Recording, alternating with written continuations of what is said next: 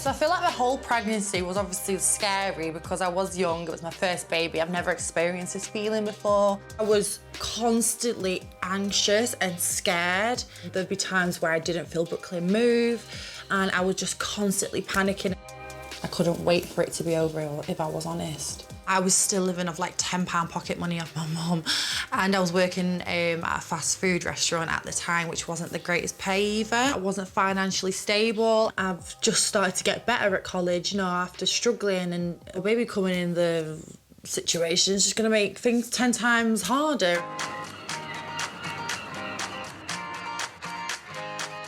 My first scan didn't make me feel any better either. I did feel really judged because once I walked into that women's unit, you know, there's so many women what are much older than me. And I felt like people just looking at us like, oh my God, like, you know, kids having kids, that type of thing. Got a sweet baby on there, though. How was a baby? Every single one of those, like, scans, for example, they all give you the biggest, like, excitement for the birth. You start feeling like you're a parent, like, you know, I'm at a 12-week scan now, like, I'm gonna be a dad soon. So obviously, I couldn't wait.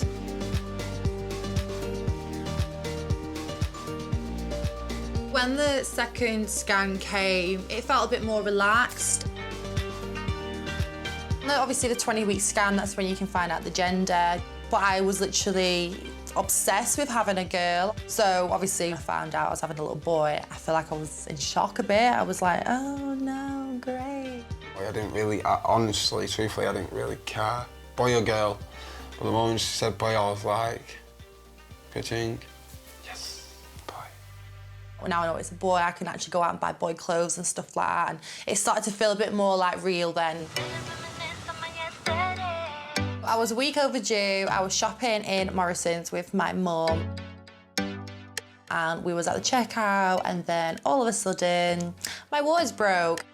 I remember the checkout lady asking Amber when the baby's due, and Amber's reply was, I think now, because I can feel water trickling down my leg. I felt really embarrassed because I feel like people were looking at me thinking like I'm weird. It wasn't a good moment. That's the last thing we would have wanted, definitely.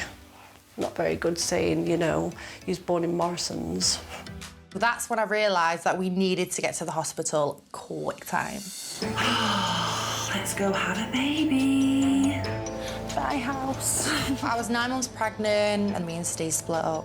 But he wanted to be there for the birth even though we wasn't together. I actually went to the hospital and they just kept sending us back. They was just like, oh, you're not fully dilated. I think they sent us back maybe like 4 or 5 times until they actually let us in. They probably were getting fed up of me turning up at the door every like 3 hours, so they was like, oh, just let the poor girl in. It was just very exciting knowing that today is going to be the day I meet my first grandchild. Your life's changing, you're at hospital with a girl and we're about to have a child together. We walk in as 2 and we're going to be walking out as 3.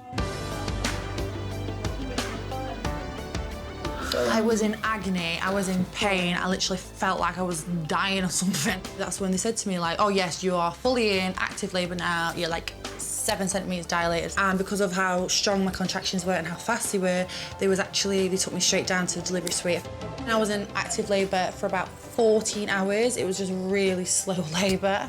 It gives me chills thinking about it. Obviously never felt that type of pain before. I've always said she's got a big mouth on her. But wow, giving birth, oh my gosh, I think all the hospital heard her.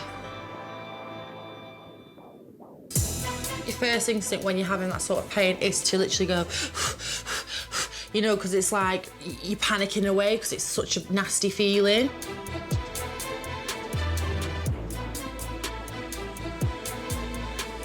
I don't think Steve really knew what was going on or knew how to act around her. The only stuff I could tell her was, you know, push and come on, you've got this, and squeeze me hand harder if you want. It was really annoying me. I remember him mentioning something like, oh, come on, it can't be that bad. And I'm like, I remember like dragging him like close to me thinking like, you be in my shoes right this minute in time and you tell me this is not bad.